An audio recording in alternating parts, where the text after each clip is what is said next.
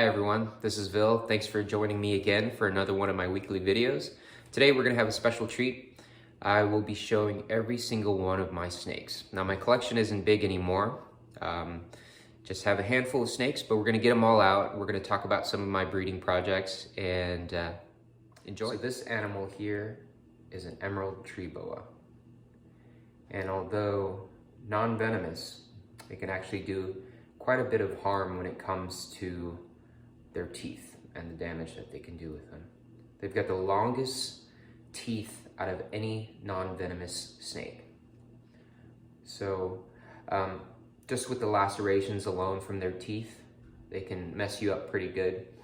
Now I had an old boss that was actually bitten in the face by one of these, and it was a large female, and they can spread their jaws quite wide.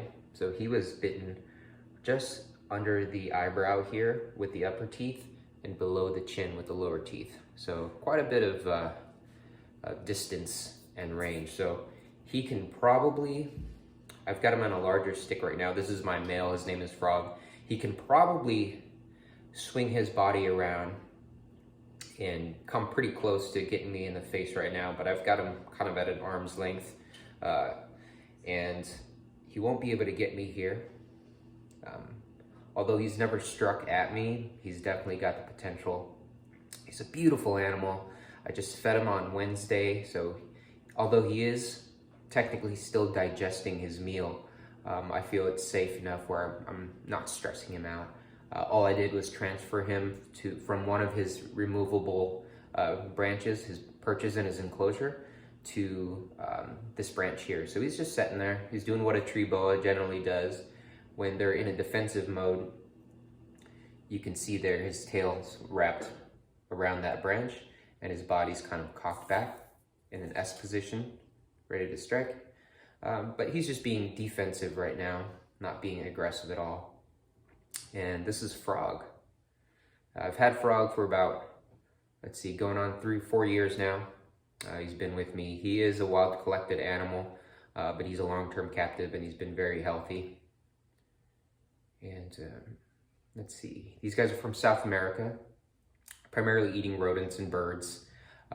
It's been hypothesized that the teeth that these animals have allow them to penetrate any feather layers for any birds that they might prey upon. So that's them. There are two varieties. There's the Amazon basin, which are no longer collected. They're from the Amazon basin, and Brazil, of course, does not allow any sort of export with any of their wildlife. These are, this particular species is the Corallus caninus, the basin being the Batsii, or Batesii, depending on how you want to pronounce it. But the Corallus caninus here, caninus, of course, referring to the canines of this animal, referring to teeth, dentition, what have you. They are found primarily in Suriname, any of the northern countries of South America.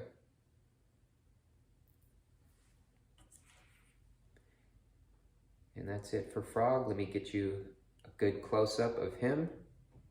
His colors are getting kind of washed out right now. That bit of black on his neck there, that's just a bit of debris from his enclosure, so don't worry about that.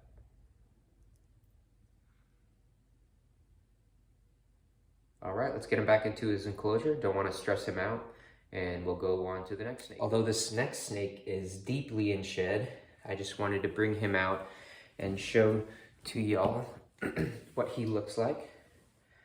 Now he gets a bit congested when he is shedding, when he's in shed. So you can tell by the cloudiness of his eyes there.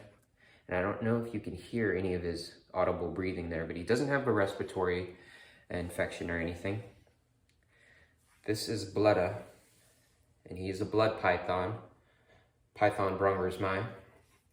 Now, I've been told by many folks that he is a short-tail, Borneo short-tail, but he does have the coloration for it. I'll give you that. But it's not any of the same color palette as a normal Borneo shorttail. They're in the same complex, shorttail complex of pythons, but if you can get a pause and a detailed view, he's got no subocular scales. That makes him a python brongersmai, so a red blood python. Now the red blood python, it's kind of strange because they come in three varieties. There'll be a yellow, a brown, and of course, the ones that are famous for being bright red. Blooda here is a python brongersmai that is a brown face, so that's why he resembles the Borneo shorttail. I've had Blooda here with me for 12 years now. He's my oldest snake, and love him dearly. He's never struck at me ever at all.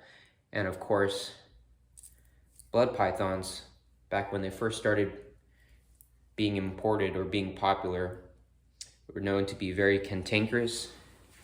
And I'm gonna sit here on the table and not sit on his tail, of course. Known for being very cantankerous and having really quote unquote bad attitudes. But as we've captive bred them and we're not dealing with any sort of wild collected animals, that attitude towards them has changed dramatically. You can see he's a puppy dog, and you can tell by his belly there and his tail, of course. That tail's usually jet black. Critter is one of my favorite snake species. Rather, they are my favorite snake species. Currently, I'm breeding these snakes exclusively. I don't breed any other snakes right now. This is the Antaresia perthensis, commonly known as the anthill python or the pygmy python. Pygmy being, they're the smallest python species in the world, and the smallest, of course, of the 4, soon to be 5 species in their genus Antaresia. Now, perthensis is a bit of a misnomer. They're not found anywhere near Perth in Australia, but they are found in the surrounding west and northwestern parts of Australia. Now, this girl here is the dam to my previous clutches. She's currently bred 2 clutches for me, and the hatchlings or yearlings that I'm about to show you are actually her kids. And I will be showing the male to you shortly. But I'm gonna set her aside and pull out the male for you. Now, this male here is a bit of a knucklehead. He is the sire to all of my perthensis babies. This is Mick, or that last girl was Sue, and this is Michael J. Crocodile Dundee. Call him Mick. He's a beautiful boy, and he is a Don Meeker animal from Meeker Ranch.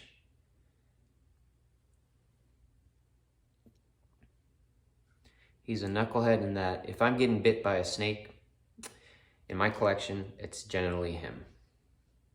So that cream colored belly there, that's one of the indicators of this species, one of the descriptions of this species. Besides its diminutive size and red coloration, you can see his red eyes there, if that'll focus.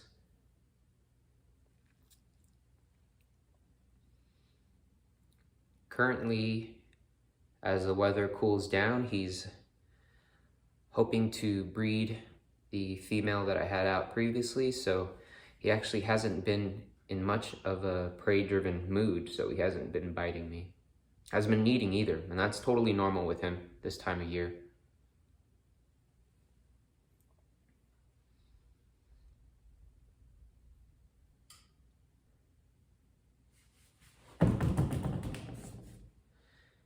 And of course, smallest python in the world.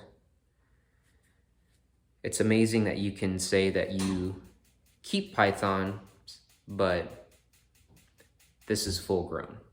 He's about 8 or 9 years old. So that's pretty impressive to have such a great personality in a python in such a small little package. Now these last two snakes are the offspring of the two adult Perthensis that I've shown you. You can see that cream belly, the red on the eyes. Now these were hatched in July of 2019. It's currently January 21, so they will be 2 years old soon, and you can still see how tiny they are. And these things are eating hopper mice, frozen thawed hopper mice, like nobody's business. They eat well, they're just very small, and they grow very slowly. Now, they're not much for filming because they're so teeny tiny, and you can see they're always on the move. Even at this size, in their minds, everything's out to eat them. So you can expect them to be a little bit defensive, a little bit flighty, but wonderful little snake once you get them eating, of course. These last two are the two that I've kept back in my collection from the previous hatchlings, and a few have gone to different homes.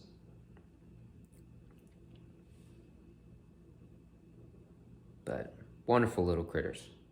Now this last girl, I had a heck of a time getting out of her enclosure. Previous one being a male that I've kept back. This is the female that I've kept back. And she was wedged into one of the cracks in her enclosure background. All of the Perthensis I house in exoterras that have been modified to prevent them from escaping. Just because they're so tiny, they can squeeze through the tiniest cracks up at the that top lid part of the exoterra.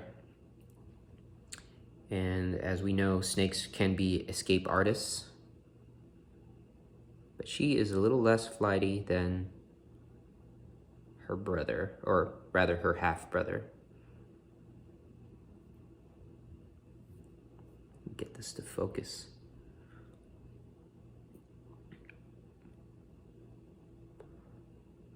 Although they seem like a pretty nondescript snake, I just enjoy the fact that they're so tiny. That's the biggest draw for me for this species, is they're a very tiny snake, very easily kept. If you've kept a children's python before, the snake here is where you want to be in terms of keeping Antaresia. The other species have many great things about them as well, but that red coloration of the Perthensis here, along with their size, is something that makes them the best in my books, but I'm a little biased, I think. So let me set this girl aside. Oh yeah, I mentioned she was difficult to get out because she lives in an exoterra, but the background are universal rock backgrounds. If you haven't checked them out yet, they do great work with background stuff, zoo quality backgrounds. That's actually what you see in this enclosure here for my blood python.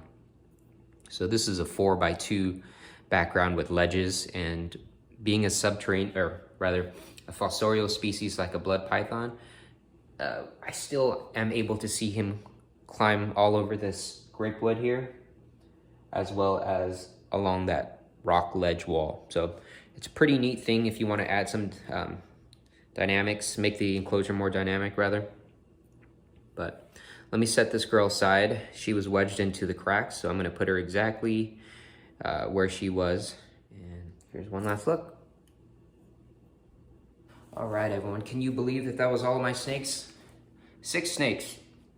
At certain points in my hobbyist keeping and breeding, I've had more than 30 at one point, which is a relatively small number if you're trying to do this as a hobby and a small business. But I feel like my collection now is exactly where I wanted it to be. Small, manageable for me. I do work fairly long hours, and a highly active profession. So I feel that with the smaller number of critters that I have to take care of, this is much more manageable for me. But I just wanted to go out on holding this youngster here and saying thank you for watching. Please like, subscribe, comment if you have any questions. Where are you going, buddy? There you go. And I will catch you in the next video. See ya.